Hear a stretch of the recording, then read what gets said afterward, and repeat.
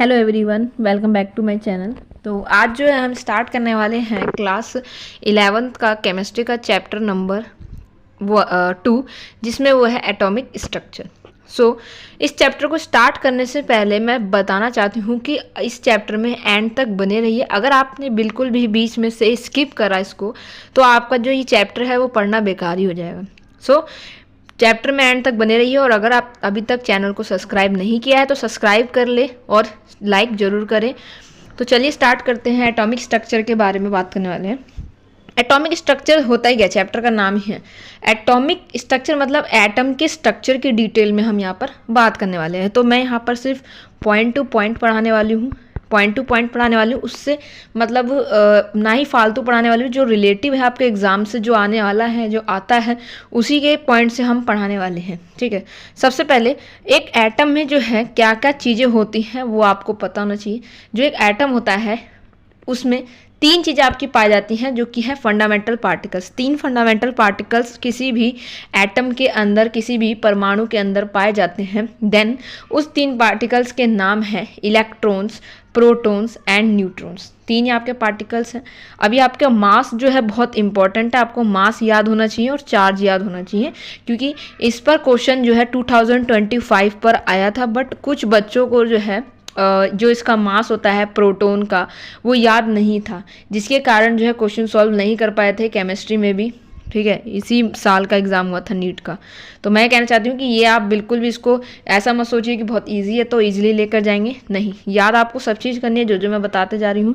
Electron का जो मास है वो होता है 9.1 इंटू 10 की पावर -31 kg। ये इलेक्ट्रॉन का मास है। ठीक है, और इसका रिलेटिव मास जो होता है उसको हम 0 लेके चलते हैं, बट मेन, और इसका जो चार्ज होता है वो होता है -1.6 इंटू 10 की पावर -19 कोलम।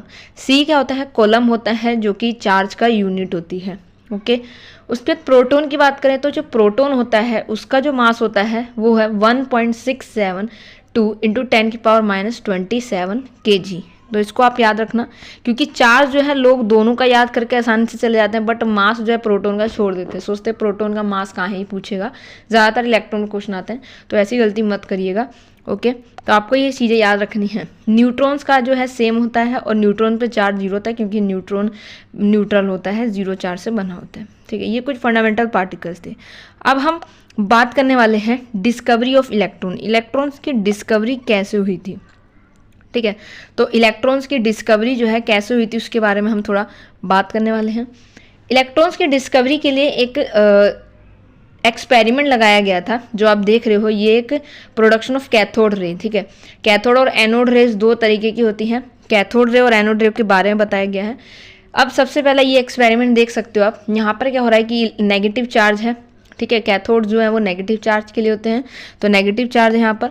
अब यहाँ लिखा है cathode ray are fast moving electrons. Cathode ray जो होती हैं वो इलेक्ट्रॉन से मिलकर बनी होती है और फास्ट होती हैं।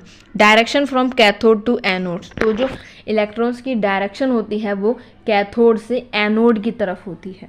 ठीक है, मैंने पहले बता दिया कि कैथोड रे इलेक्ट्रॉन से रिलेट करता है, एनोड रेज जो है वो प्रोटॉन से रिलेट करता है। कैथोड रे में क्या होता है कि जो इलेक्ट्रॉन्स होते हैं बहुत इजीली पास करते हैं, और डायरेक्शन जो होता है इलेक्ट्रॉन्स का वो कैथोड से एनोड की तरफ होता है। अब कुछ कैथोड रे के बारे में है जो जो इंपॉर्टेंट है यहाँ पर पहले ही हाईलाइट कर दिया गया है। ये बिल्कुल शॉर्ट नोट है, इंपॉर्टेंट है सारे।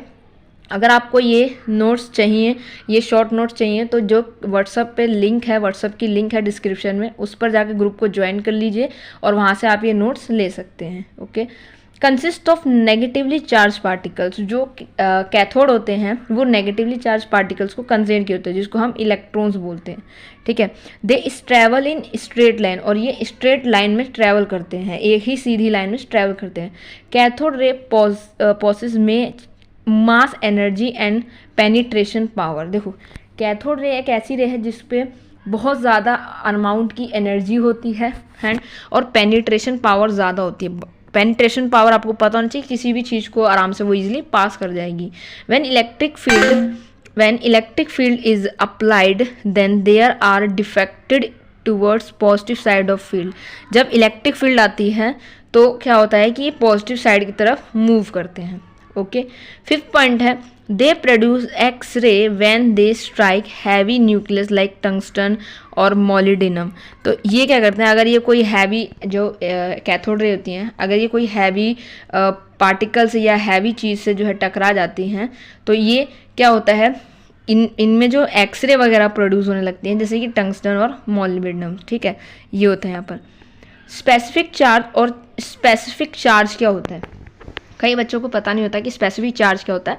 स्पेसिफिक चार्ज होता है चार्ज बाय मास, उसको हम बोलते हैं स्पेसिफिक चार्ज। स्पेसिफिक चार्ज और चार्ज बाय मास और आयनिक पोटेंशियल, तीन नाम होते हैं इसके, याद रखना है। स्पेसिफिक चार्ज अगर बोलता है निकालने के लिए क्वेश्चन में, तो आपको फॉर्मूला पता होना चाहिए। स्पेसिफिक चार्ज का होता है चार्ज, जो भी चाहे इलेक्ट्रॉन्स का हो चाहे प्रोटॉन्स का हो, बाय मास। ठीक है, ये होता है स्पेसिफिक चार्ज का फॉर्मूला जो यहाँ पर मैंने लिख रखा है। ठीक है, उसके बाद है of all cathode ray is same irrespective of gas present inside discharge tube. तो सारी जो स्पेसिफिक चार्ज होता है, कुछ गैसेस के क्या होते हैं, सेम होते हैं, कुछ गैसेस के जो हैं स्पेसिफिक चार्ज सेम होते हैं। ठीक है, उसके बाद ये आपको दिया हुआ है रे, जो ये मतलब पूरा मतलब इसको स्पेसिफिक चार्ज निकाल के दिया गया है किसी भी उसका, तो ये आपको बता रखा है। ठीक है, अब हम बात करते हैं एनोड रे की। तो यहाँ पर एनोड रे का, यहाँ पर जैसे एक्सपेरिमेंट कैथोड का था, वैसे एनोड का एक्सपेरिमेंट क्या है। तो यहाँ पर क्या रखा है कि एनोड रे is very fast moving positively charge ion. Anode रे में जो है पॉजिटिव चार्ज आने होते हैं जो कि बहुत फास्ट होते हैं। Direction from anode to cathode, आपको डायरेक्शन याद रखनी है, क्वेश्चन डायरेक्शन पे आता है। जितना भी इसमें लिखा हुआ है सब आपको याद होना चाहिए, ये सारे इंपॉर्टेंट हैं। ठीक है, एटॉमिक स्ट्रक्चर में कैथोड में कहाँ फ्लो करता है इलेक्ट्रॉन्स, कैथोड टू एनोड, और जो एनोड होते हैं उसमें कहाँ पोस्ट क्या नाम है, प्रोटॉन्स फ्लो करता है एनोड टू कैथोड में। ठीक है, यह याद होना चाहिए। उसके बाद एनोड रे के बारे में कुछ बातें कही गई हैं। कंसिस्ट ऑफ पॉजिटिवली आयंस, ये पता है। They travel in straight line, ठीक है। They possess mass energy penetration power, ये भी ठीक है। उसके बाद इसमें क्या होता था कि जब इलेक्ट्रिक फील्ड आती थी तो वो नेगेटिव साइड जाता था, पॉजिटिव साइड जाता था, लेकिन एनोड रे में जब इलेक्ट्रिक फील्ड आती है तो वो नेगेटिव साइड जाता है। ठीक है, स्पेसिफिक चार्ज यहाँ पर वही है, सेम। उसके बाद स्पेसिफिक चार्ज जो होता है इसमें इज़ नॉट सेम। यहाँ पर क्या होता है, स्पेसिफिक चार्ज सभी के लिए क्या है, सेम होता है। यहाँ पर स्पेसिफिक चार्ज सभी के लिए सेम था, but it depend on gas inside discharge tube. Simple. Cathode में क्या है, कैथोड क्या होते हैं, मैं एक बार रिवाइज करा दूँ। कैथोड नेगेटिव चार्ज से बना होता है, स्ट्रेट लाइन में ट्रैवल करता है। तीसरा, इलेक्ट्रिक फील्ड की डायरेक्शन में ये पॉजिटिव साइड जाता है। चौथा, स्पेसिफिक चार्ज जो होता है इसका वो हर गैस के लिए सेम होता है, किसमें, कैथोड रे में। बट एनोड रे की अगर हम बात करें, एनोड रे में क्या होता है, ये पॉजिटिव चार्ज से बना होता है, स्ट्रेट लाइन में ट्रैवल करता है, और इसका स्पेसिफिक चार्ज जो है वो डिपेंड करता है गैसेस पे।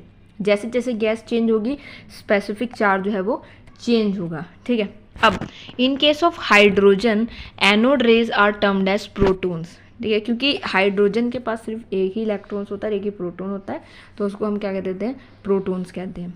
ठीक है, तो अब न्यूट्रॉन्स की बात करते हैं। ठीक है, न्यूट्रॉन्स जो है, जो साइंटिस्ट थे जिन्होंने न्यूट्रॉन्स को डिस्कवर किया था वो है जेम्स चैडविक। जो साइंटिस्ट थे जिन्होंने न्यूट्रॉन को डिस्कवर किया था वो है जेम्स चैडविक। अब जैसे यहाँ पर एग्जांपल दिया गया आपका कि बेरिलियम है, ठीक है, और ये हीलियम है, तो वहाँ पर जब ये टूटा तो यहाँ पर ये एक न्यूट्रॉन मिला आपको। तो ये न्यूट्रॉन का उतना यूज़ नहीं है, बट यहाँ पर सिर्फ बता दिया कि न्यूट्रॉन्स भी पाए जाते हैं।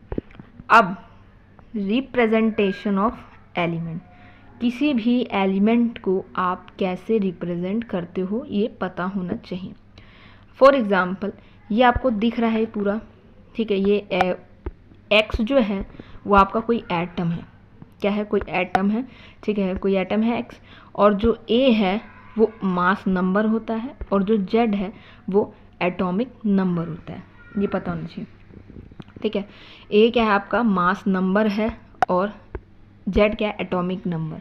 अब मास नंबर कैसे निकाला जाता है, मास नंबर ए से रिप्रेजेंट करते हैं, एटॉमिक नंबर जेड पर। एटॉमिक नंबर मतलब आपने वो 20 एलिमेंट्स याद किए होंगे 9th क्लास में भी 10th क्लास में भी, तो वो एटॉमिक नंबर किस नंबर पे कौन सा एटम है। जैसे 1 नंबर पे हाइड्रोजन है तो उसको बोलते हैं मास नंबर, मतलब उसका मास कितना है। ठीक है, जैसे कार्बन का 14 होता है, इस तरीके से। मास नंबर कैसे निकाला जाता है? Numbers of proton plus number of neutron. This फॉर्मूले इज मोस्ट इंपॉर्टेंट क्वेश्चन यहाँ से बनते हैं, ठीक है। ये मास नंबर न्यूट्रॉन्स और प्रोटॉन्स के सम से बनता है। एटॉमिक नंबर क्या होता है? जितना नंबर ऑफ प्रोटॉन होता है वही एटॉमिक नंबर होता है। अगर आपको न्यूट्रॉन निकालना है, सिंपल इसको माइनस ले आओ तो आपका न्यूट्रॉन निकल जाता है, ठीक है। ये पूरा रिप्रेजेंटेशन था एटम का। अब कुछ यहाँ पर टर्म्स हैं जो आपको याद करनी है, कुछ यहाँ पर मॉडल्स हैं, ठीक है। अब कुछ यहाँ पर जो है एटॉमिक मॉडल्स हैं, उनके बारे में हम थोड़ा पढ़ने वाले हैं। अब सबसे पहला जो एटॉमिक मॉडल है वो जे थॉमसन ने दिया था। सबसे पहला आपने एलिमेंट मतलब रिप्रेजेंटेशन ये सब पढ़ लिया है, एनोड कैथोड न्यूट्रॉन्स ये सब पढ़ लिया है। अब हम कुछ मॉडल्स पढ़ेंगे, ठीक है। एटॉमिक मॉडल सबसे पहला जे थॉमसन जो थे उन्होंने दिया था, जिनको प्लम पुडिंग मॉडल भी कहा जाता था और वाटरमेलन मॉडल भी कहा जाता है। इन्होंने क्या किया कि जो एटम देखा इन्होंने, उस एटम में देखा positive is all around charge atom. मतलब यहाँ पर क्या हुआ कि पॉजिटिव जो है सब जगह फैला हुआ था, electrons are embedded in between. उन्होंने देखा कि एक एटम था, मतलब उनके ऑब्जर्वेशन से कि पॉजिटिव चार्ज पूरे में फैला हुआ है, ठीक है, पॉजिटिव चार्ज पूरे में फैला हुआ है और इलेक्ट्रॉन जो है कहीं कहीं जगह पर एम्बेडेड है, इलेक्ट्रॉन्स जो है कहीं कहीं जगह पर एम्बेडेड है। तो ये इन्होंने देखा, ठीक है। उसके बाद लेकिन ऐसा तो नहीं हो सकता कि इलेक्ट्रॉन हर जगह ऐसे ही फैले होंगे, नहीं, इलेक्ट्रॉन ऐसे नहीं फैल सकते। तो कुछ ड्रॉबैक आ गया था, मतलब कुछ प्रॉब्लम आ गई, इसकी वजह से इस मॉडल को फेल कर दिया गया। It could not explain Rutherford alpha particle scattering experiment. इन्होंने मतलब कुछ चीज़ें नहीं बता पाई, इसके लिए इस मॉडल को फेल कर दिया गया था। अब रदरफोर्ड दूसरे साइंटिस्ट हैं जिनको अल्फा पार्टिकल स्कैटरिंग एक्सपेरिमेंट भी कहा जाता है। इन्होंने क्या लिया कि एक सोर्स ऑफ अल्फा पार्टिकल लिया। अल्फा पार्टिकल में मेनली हीलियम गैसेस आती हैं, ठीक है। अल्फा पार्टिकल लिया, कोई सोर्स लिया। उन्होंने क्या किया कि यहाँ पर एक गोल्ड फॉइल रखी। गोल्ड फॉइल मतलब एक सोने की परत जैसा कुछ रखा, ठीक है। तो उन्होंने देखा कि जब ये अल्फा पार्टिकल को पास कर रहे थे तो कुछ उन्होंने ऑब्जर्वेशन की। अब वो ऑब्जर्वेशन क्या क्या थी वो हम देखते हैं अभी। उन्होंने सबसे पहले ऑब्जर्व किया कि most of the alpha particle went straight, मतलब कुछ अल्फा पार्टिकल जो है वो स्ट्रेट निकल चुकी थी, मतलब आराम से पास कर जा रही थी। सेकेंड, इन्होंने देखा कि few alpha particle were deflected by small angle, कुछ अल्फा पार्टिकल छोटे छोटे एंगल से डिफ्लेक्ट कर रही थी। थर्ड, उन्होंने देखा very few alpha particle 1 in 20,000 deflected by 180 degree, मतलब उन्होंने 20,000 से भी ज़्यादा अल्फा पार्टिकल इस गोल्ड फॉइल से पास किए। तो कुछ उसमें से स्ट्रेट चले गए, ठीक है, और कुछ उसमें से डिफ्लेक्ट कर गए छोटे एंगल पे, और कुछ जो है वो 180 डिग्री पर डिफ्लेक्ट कर गए, ठीक है। 180 डिग्री मतलब बिल्कुल ऐसे स्ट्रेट इस तरीके से, ठीक। अब कंक्लूजन क्या लिखा?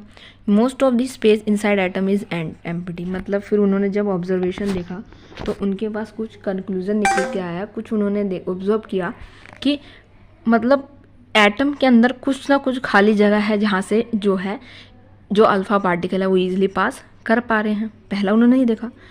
अब positively charge sphere is present at centre of atom called nucleus, तो उन्होंने देखा कि एक कुछ ऐसा पॉजिटिव चीज़ प्रेजेंट है उस एटम के अंदर, ठीक है, जो पॉजिटिव है सेंटर पे, उसको उन्होंने न्यूक्लियस कह दिया उनके ऑब्जर्वेशन के थ्रू, ठीक है। तो ये उनका था। अब रदरफोर्ड मॉडल को और थोड़ा एक्सप्लेन अगर हम करें नीचे तो देख सकते हो आप, जब इन्होंने अल्फा पार्टिकल फेंका था, ये देखो अल्फा पार्टिकल उन्होंने कई तरीके से फेंका और कई तरीके से वो डिफ्लेक्ट हुए।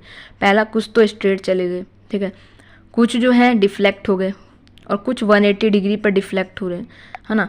अब फिर बाद में उन्होंने ये ऑब्जर्व किया कि बीच में कोई ऐसा पार्टिकल है, कुछ ऐसा चीज़ है जो सेंटर पे है जो पॉजिटिव है, उनको क्या नाम दे दिया? न्यूक्लियस। न्यूक्लियस दो चीज़ों से मिलके बनता है, प्रोटॉन प्लस न्यूट्रॉन से मिलके बनता है क्या आपका?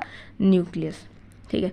तो कुछ उन्होंने मतलब अपनी तरफ से रिजल्ट डाला, कुछ ऑब्जर्वेशन और निकाली। उन्होंने देखा कि रेडियस जो होता है एक एटम का वो होता है 10 की पावर -10 मीटर, ठीक है। एक एटम का जो रेडियस होता है 10 की पावर -10 मीटर होता है। न्यूक्लियस का जो रेडियस होता है 10 की पावर -15 मीटर न्यूक्लियस का रेडियस होता है, ठीक है। अब radius of any nucleus, this formula is very important, ठीक है। ये फॉर्मूला बहुत ज़्यादा इंपॉर्टेंट है। रदरफोर्ड का सबसे पहला जो है यही फॉर्मूला आया था, इसी से न्यूमेरिकल स्टार्ट हुए थे, ठीक है। इस चैप्टर के बाद हम न्यूमेरिकल करेंगे, इसके कैसे कैसे न्यूमेरिकल आते हैं, ठीक है। रेडियस ऑफ एनी न्यूक्लियस, अगर आपको क्या निकालना है, रेडियस निकालना है किसी भी न्यूक्लियस का, तो ये फॉर्मूला होता है R इज इक्वल टू में R0 और A 1/3। अब व्हाट इज़ A होता है मास नंबर, ठीक है, जो कि हमने पढ़ा था न्यूट्रॉन्स प्लस प्रोटॉन से मिलकर बना होता है। और जो R0 है इसकी वैल्यू फिक्स होती है, कितनी, R0 की जो वैल्यू होती है वो आपको दी जाती है, ठीक है, पेपर में आपको दी जाएगी, ठीक है, R0 की वैल्यू। अगर आपका ये बोलता है निकालेंगे तो R0 आपको दिया जाता है, ठीक है। कैसे क्वेश्चन होते हैं मैं बताऊंगी अभी। अब कुछ लिमिटेशन निकली रदरफोर्ड की भी। क्या लिमिटेशन निकली, it is could not explain internal distribution of electron. फिर से वही, इन्होंने न्यूक्लियस तो बता दिया बट इलेक्ट्रॉन्स नहीं बता पाए कि इलेक्ट्रॉन्स कैसे अरेंज है, इनका भी फेल हो गया रदरफोर्ड का भी।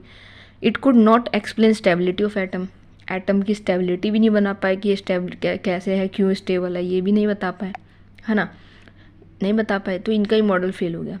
अब बाद में कोई